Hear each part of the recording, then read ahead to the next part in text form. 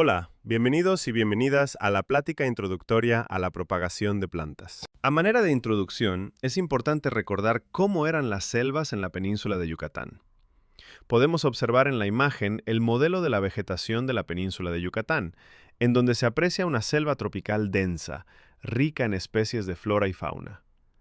Diferentes autores especialistas en la vegetación de México, y específicamente de los tipos de vegetación que se encuentran en la península, señalan que los tipos de vegetación de la península son dunas costeras, manglares, vegetación hidrófila, tazistales, ceibadales, tulares, carrizales y las selvas. En esta zona, los animales caminaban libres, sin presión antropogénica severa.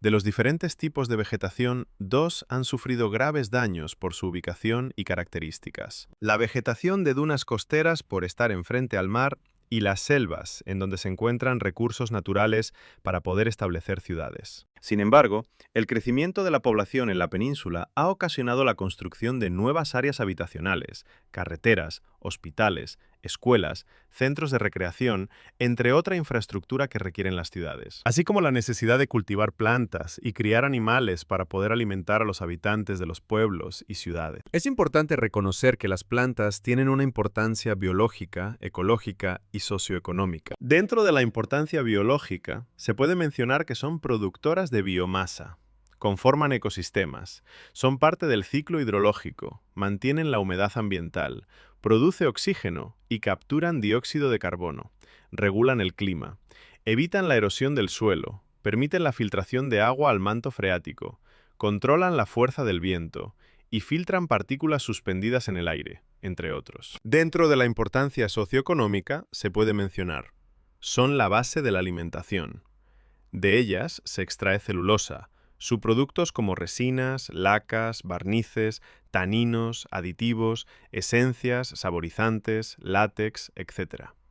También se utilizan como medicinales, estimulantes, combustibles y tienen un valor recreativo. Con todos estos antecedentes, aprender a propagar plantas para diferentes objetivos, como reforestar, jardinería, plantaciones de frutales o huertos escolares, caseros o de traspatio, es muy importante para tener éxito en los diferentes proyectos. Para iniciar, es importante diferenciar que entre las plantas existen diferentes formas de vida.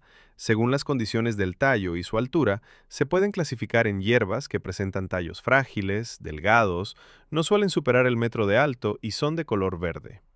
Los arbustos presentan tallos más gruesos que las hierbas, presentan mayor ramificación, sus ramas salen cerca del suelo y su altura es de 1 a 5 metros. Los árboles tienen un solo tronco y miden más de 5 metros. También existen plantas con hábitos epífitos, que se caracterizan porque las semillas germinan en el tronco de otros árboles y se desarrollan encima de él, sin causarle daño al hospedero. Ejemplo de plantas epífitas son algunas orquídeas y bromelias. También hay plantas de hábitos parásitos que, al igual que las epífitas, crecen sobre otros árboles, pero estos sí son perjudicados, ocasionándoles mucho daño hasta el marchitamiento. Otro hábito es el rastrero, que crecen de manera horizontal y se extienden a ras del suelo, en lugar de crecer erguidas, como muchas plantas de la duna costera. Hay otro grupo, son las enredaderas, que se caracteriza por tener tallos largos, que utilizan para treparse encima de otras plantas y poder alcanzar los rayos solares. Otro aspecto importante que hay que saber para la propagación de plantas son los tejidos que las forman y su función. Se puede mencionar a los tejidos de formación como el tejido meristemático, el tejido de protección como la dermis e hipodermis, el tejido fundamental como el básico llamado parénquima, tejido de almacén como parénquima de reserva, tejido de elaboración como clorénquima, tejido de sostén, colénquima y esclerénquima, y el tejido vascular, xilema y floema. Otro tema importante son las hormonas vegetales y su función en las plantas. Tenemos a las auxinas, derivadas del aminoácido triptófano, se producen en los ápices meristemáticos de raíces, tallos y hojas. También se encuentran en los embriones de las semillas. Promueven el crecimiento y diferenciación celular. Regulan el crecimiento diferencial. A ella se deben los tropismos. Las giberelinas son derivadas del ácido mevalónico. Estimula el crecimiento del tallo germinación de semillas y floración. Las citoquininas estimulan la división celular, promueve el crecimiento lateral, retrasa el envejecimiento. El ácido abscísico induce la latencia de semillas y yemas, promueve el cierre de estomas cuando tiene estrés hídrico. El etileno promueve la maduración de los frutos y la caída de flores y hojas. Algo importante en la fisiología vegetal es la función del tejido vascular, que representa el tejido de circulación de nutrientes. Semejante al sistema vascular del humano, este sistema está conformado por el xilema, que conduce savia bruta, compuesta por agua y minerales, y el floema, que conduce savia elaborada, que son los nutrientes que provienen de las hojas producto de la fotosíntesis. Es importante reconocer que en las plantas podemos encontrar dos tipos de hojas, las compuestas y las hojas simples.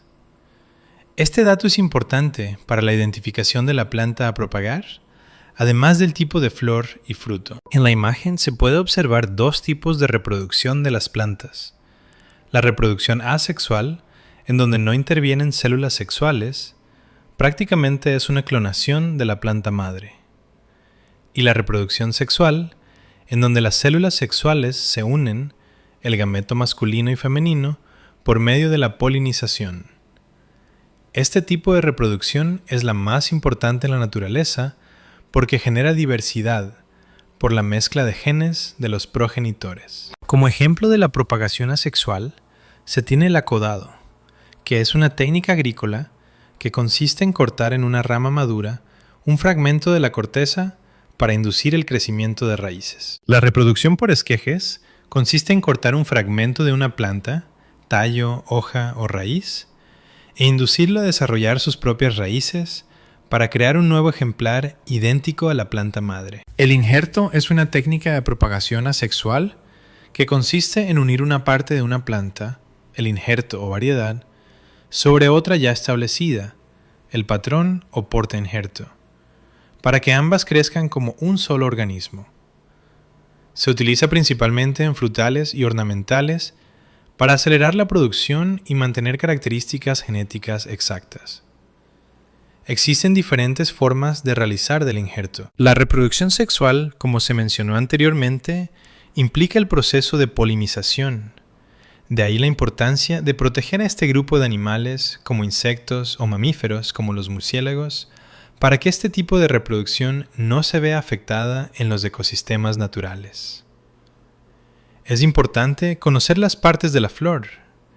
En la imagen se puede observar cómo se encuentran organizados los órganos reproductivos de una flor, resaltando al estambre y al pistilo. En esta imagen se puede apreciar los diferentes tipos de semillas que se pueden encontrar para la propagación.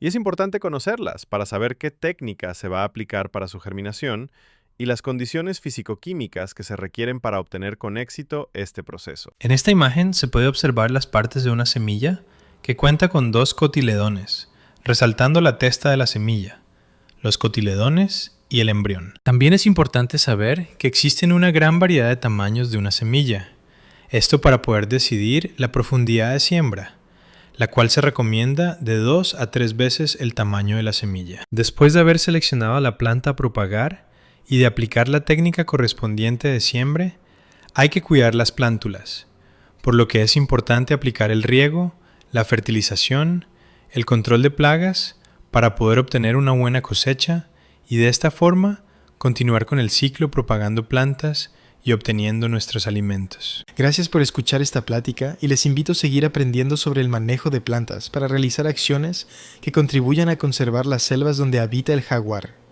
Si te gustó el video, suscríbete y dale like para seguir aprendiendo sobre ciencia y tecnología en videos rápidos y fáciles de entender.